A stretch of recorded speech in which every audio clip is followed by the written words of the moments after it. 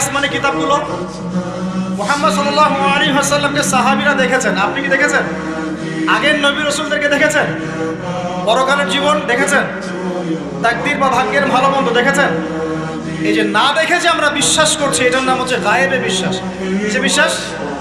এটাই আল্লাহ পাক বলছেন আলিফ লাম মিম যালিকাল কিতাব লা রাইবা ফিহ।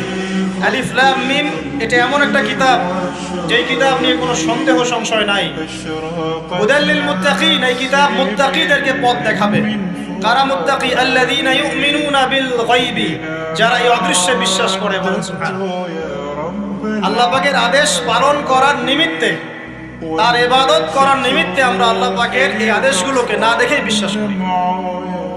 এখন কিছু মানুষ বলতে পারে তাহলে এগুলোর বৈজ্ঞানিক ব্যাখ্যা কি? উত্তর হচ্ছে এই যে কোরআন এবং হাদিসের সবকিছুকে বৈজ্ঞানিক ব্যাখ্যার মানদণ্ডে উত্তীর্ণ হয়ে আসতে হবে জরুরি না এটা।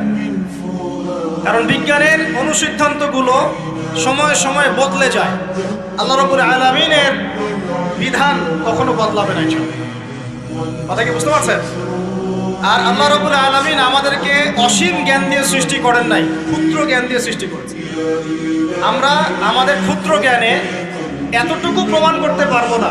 ভালো করে বোঝেন, আমরা আমাদের ক্ষুদ্র জ্ঞানে এতটুকু প্রমাণ করতে পারবো না যে আগামীকাল আপনার সাথে কি ঘটবে। বলতে পারবেন? কেউ পারবে? যে মানুষ তার সাথে আগামীকাল কি ঘটবে সেটাই বলতে পারছে না, সেই মানুষ কি আল্লাহ রাব্বুল আলামিনের এই মহাবিশ্বের অসীম জ্ঞানের অতল তলে ডুব দিতে পারবে? আমি বলছিলাম ঈমানের 6 পিলার কি আপনি চোখে দেখেছেন? তারপরে বিশ্বাস করি কিনা ভাই? আচ্ছা, এখন আমরা এই জায়গায় ছিলাম যে আল্লাহ পাকের জ্ঞানটা অসীম। আল্লাহ পাকের জ্ঞান কি ভাই? আমি অসীমের একটা উদাহরণ দিয়ে বোঝাচ্ছি। মনে করেন এখানে আমরা যারা উপস্থিত আছি, আমরা সবাই জান্নাতে চলে গেলাম, মনে করেন আমরা কবুল করব। জান্নাতে যাওয়ার পরে কি সময় শেষ হয়ে যাবে? সময় আরো চলতে থাকবে। আচ্ছা, জান্নাতে যাওয়ার পরে 1 কোটি, 2 কোটি, 5 কোটি, 10 কোটি, 100 কোটি বছর পর এই জান্নাতীরা কি করবে, কি খাবে, কোথায় ঘুরবে, কোথায় ফিরবে, আল্লাহ রাব্বুল আলামিন এখনই সেটা জানেন না।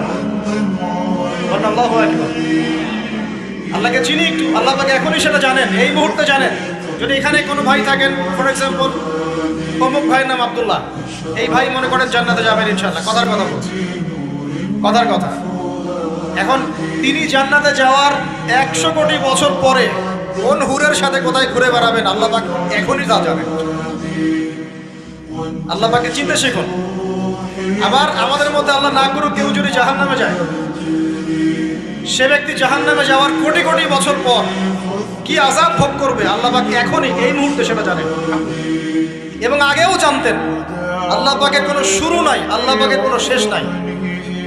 আল্লাহ পাকের কোনো শুরু নাই, আল্লাহ পাকের কোনো শেষ নাই। এমন নয় যে আল্লাহ পাক আমাদেরকে সৃষ্টি করে সৃষ্টিকর্তা হয়েছেন, রিজিক দাতা হয়েছেন, পালনকর্তা হয়েছেন, এমন নয়।